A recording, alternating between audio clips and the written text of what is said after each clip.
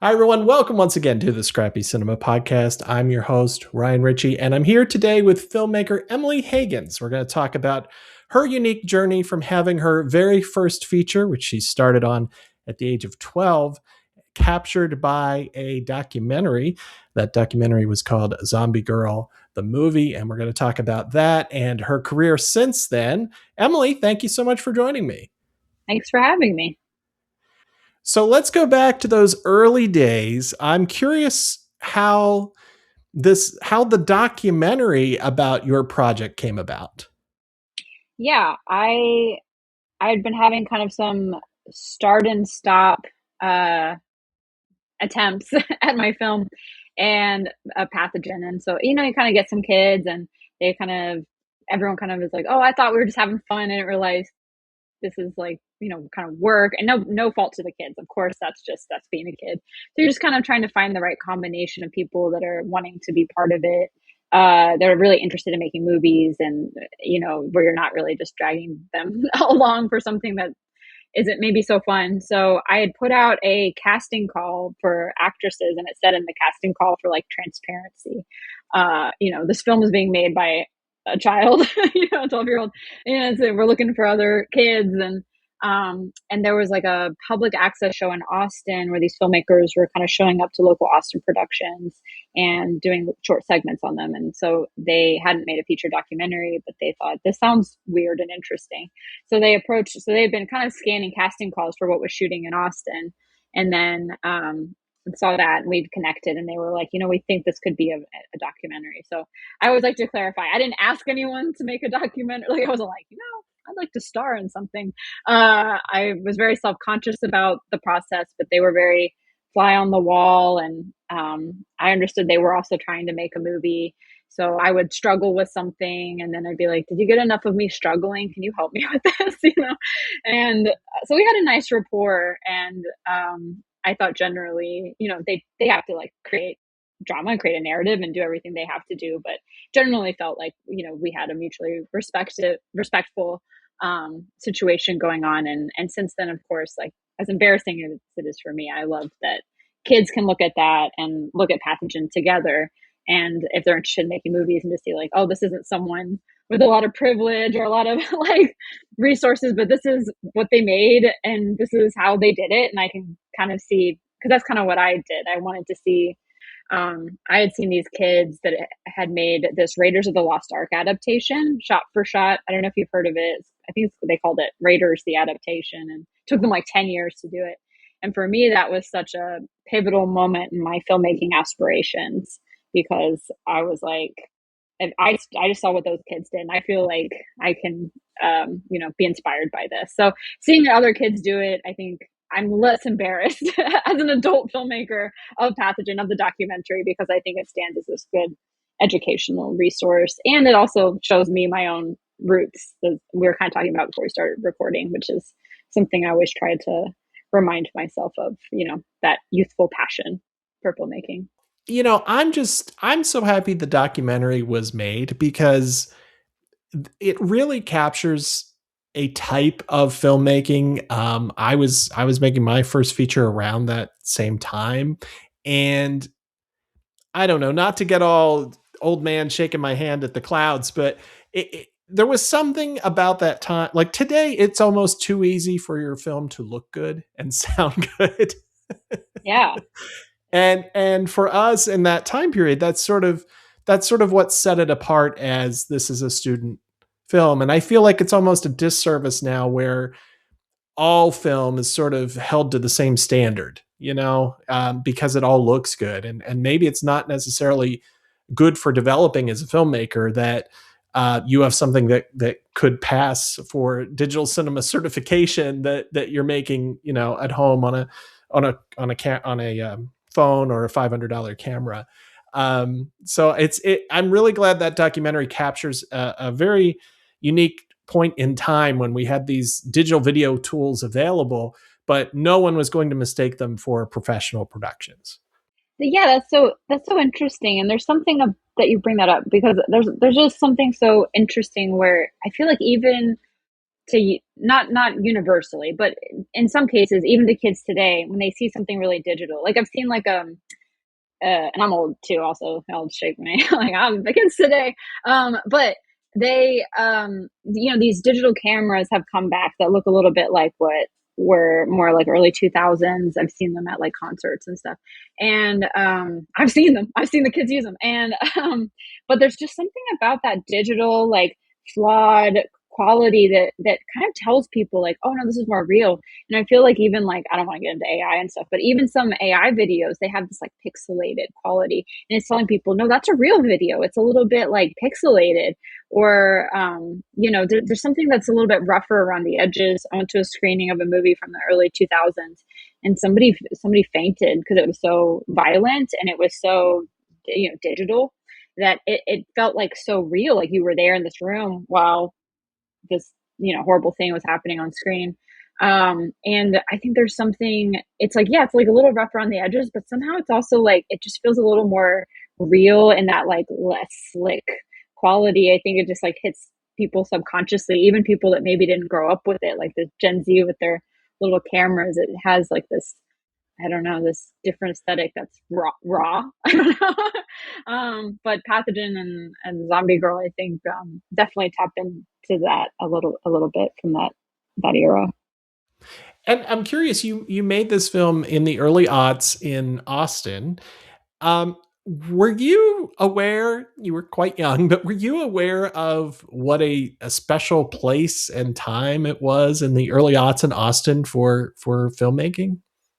Yeah, I feel very grateful because I didn't end up going to film school and in college, but I really wanted a film education. I've always really valued like learning and growing. I still do. I think there's always stuff to learn. And Austin at that time there's no better place to be learning as a filmmaker because there were just constantly repertory screenings and people coming in for those screenings and new movies and people coming in for those. So you were always getting some kind of fantastic Q&A or, social environment like Fantastic Fest was starting up around then. And it was so intimate compared to a lot of other festivals that, people just kind of would hang out together between movies. And that was like really different instead of waiting in a bunch of lines and traveling across town. But Austin also had, of course, South by Southwest and kind of the filmmakers that were kind of coming in at that time are now so huge. And Austin Film Festival. There's a lot of film festivals concentrated in Austin, which is another great thing about growing up there. But I was known to take the school bus down to the Alamo Draft House. I didn't know which bus led to my house. I only knew which bus led to the Alamo Draft House.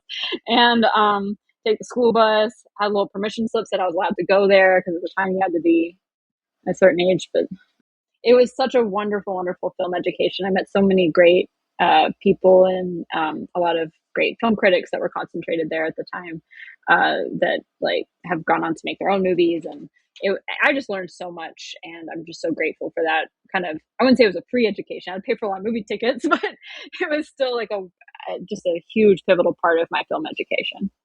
Yeah, Alamo Draft House at that time was probably the best place to go to a screening in the country, I think. It's I very still will special. smell, yeah, like a musty bar kind of smell, and I'm like, oh, my childhood reminds me of that old Alamo. Yeah, that was just so wonderful. Well, speaking of that Alamo, you had your film Pathogen premiere there in 2006. Is that correct? Does that sound Yeah, right? You had been working on it for several years. It screens, and then I'm wondering if you remember how you felt after that. Did you feel like you were off and running and look at me, I've made this thing and this is where I'm going, this is my career? Were you filled with dread? What have I done? What were your feelings after that screening?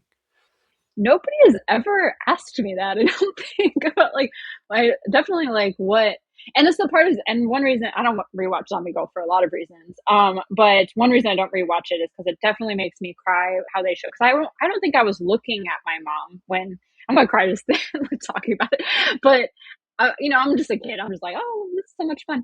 But they cut to shots of her like watching me, and she's talking about having had miscarriages and just kind of like this connection we have, this bond we have, and we're still very close. And but it just, you know my family didn't have a lot of money or anything, but I just felt, and I still feel, and I tell my parents this all the time, how like incredibly grateful I feel to have just their support, like, and their kindness, and that they just believed in me, because I don't think I could have left that screening believing I could keep doing this if they didn't believe in me in that way. And just the community that was there.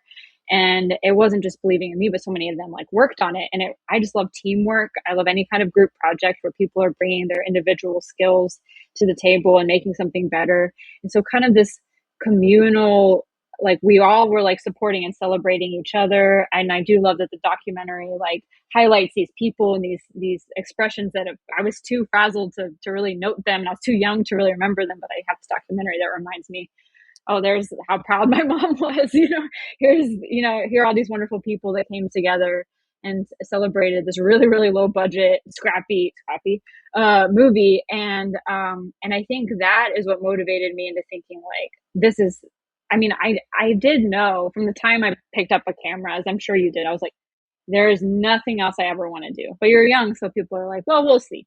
But I'm like, I mean, I shut down sports pretty fast. Like I shut down these other things pretty fast. This is like, I think this is my thing. And you kind of just get older and older, and people are like, I don't know, maybe like look at college. And I'm not anti-college or anything, of course. It's just like, I think that, it took me a while, and somebody even told me it won't be until you turn 30 that people are going to take you seriously. And I just was wondering, like, when is this bar going to end? But of like, when will you get taken seriously? When will people believe that you can, do this and that this is your career? Um, but I always just knew in my heart I wanted to keep going.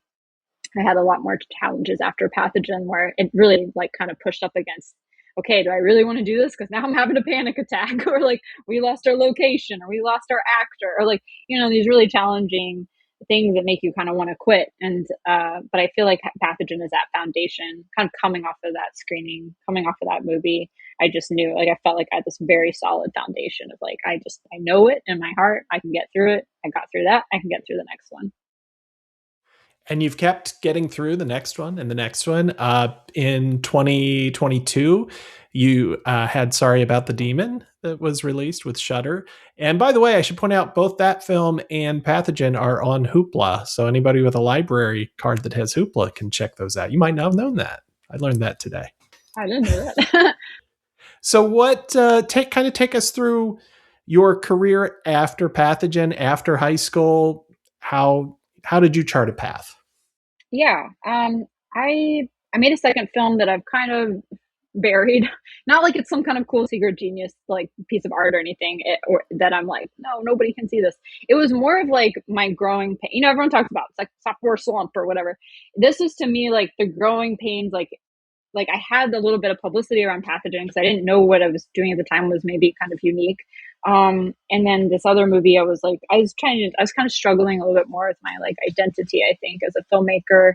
And then we had like just so many challenges, like a hurricane that came through, not like our set or anything, but it was just kind of like we lost these locations and losing actors, these things I just kind of mentioned. Like we were just having, it was just like kind of a cursed movie.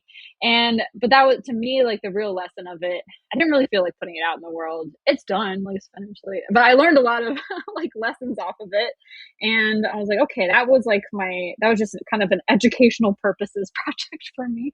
And we were just I sold a bunch of stuff in a garage sale to finance it. Like it was again a very just like kids getting together, just trying our best. And then after that, I made my third movie, which I kind of just like recentered myself on like what is my identity? Like, what do I want to make? What's like truthful to me? Like, what is it, that feels like me versus what I think people want me to make. And so I made this other film called My Sucky Teen Romance, and then that played at South by Southwest and got picked up for distribution. I got rejected from film school the same day that movie premiered at South by, and I was like, okay, I think this is the stars aligning here. That felt like the path I wanted to take out of high school. After My Sucky Teen Romance, I made this film called Grow Up Tony Phillips. It's like coming of age Halloween dramedy. And it was kind of about my feelings coming out of high school and kind of growing up and wanting to be in a career in the arts, but you feel like you're being told to like grow up and grow out of that. And by happenstance, my good friend since Pathogen, Tony Vespi, he had also tried to trick or treat at 18 and had a brood coming up, or like our awakening, I guess, of like, maybe that's kind of weird. And so we kind of combined his experiences and, all these feelings I was going through at the time of coming out of high school, and made this movie. And it recently kind of had a resurgence because it got re-released by Terror Vision and Grave Face. So it's now had this new Blu-ray release, and we wrote some essays for like a booklet and stuff. So that was nice to see that get revisited. Pathogen got re-released. Like, it's nice to see that movies just have a longer life. Like, they're out there for people to enjoy forever, hopefully. So it's nice when things kind of get revisited. And then after that, I moved to LA and I made a Netflix movie called Coin Heist, and that was kind of a for hire job for me. I was still pretty young, and my mission was like, don't get fired from Netflix. And it was a challenging movie, but met some really talented people through that. And they gave me another project where I could be a little bit more free. Not Netflix, this other company that was kind of had the Coin Heist property. And they let me do this little 6-part digital series. I did this kind of Rashomon prom story. And that was really fun and challenging. And that played at South by in the episodic program. And I did a Snapchat horror film, horror short around that time, which was also really challenging, making something for Snapchat, but fun. We had a great time shooting that. And I did a segment of a horror anthology called Scare Package, which is also which pretty much led into Sorry About the Demon, because it was our same lead actor, it was kind of the same tone. And so Sorry About the Demon, while I had already had that script, all these things, you have them for years, and it checked a lot of boxes at the time of COVID. One of them being Shudder could already kind of see the sensibilities of what it could be with John Michael as the lead, and another part being it had a lot of kind of things similar to what COVID lifestyle was for a lot of people at the time of the pandemic. Like, you're stuck in your house with too many hobbies. You feel like you can't leave. Like, and it kind of like, I think it tapped into some things people were going through, and kind of like started moving very quickly. And we were very lucky to get to shoot a movie during COVID. And weirdly, in Canada, we were all from Texas. We got to go to Canada. This hotel was kind of shut down. We got to build these sets in the middle of this atrium of this hotel and be in this COVID bubble. So luckily no one got COVID. And to me, it just really, when I look at that movie, I feel COVID, COVID times, but we had a great time shooting it. And I feel very lucky that people stayed healthy during that time. So that's kind of, there's probably some other little things in between those projects that I'm not thinking of, but those kind of the highlights from them to now. One of the reasons I wanted to interview you, and it made me wonder how your career was going, was because in Zombie Girl, there's a line from your father when he says that in 20 years there's a 50-50 chance that you'll be working in film. And fast forward, here we are. Oh my God. I'm going to call him today. I'm going to bring this up. That's so funny. Yeah, I mean, working. No, I'm just kidding.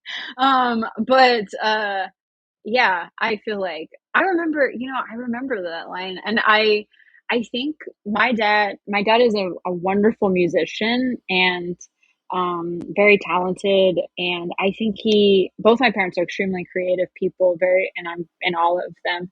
And I think he always wanted to protect me because I think they both had experienced kind of rejection in the arts, and wanted to make sure I felt protected from it. And so I think he was thinking about that and wanting to protect me. But yeah, it's one of those, it's one of those things where I'm like, I'll show you today, this afternoon. Let's count it down, 20 years.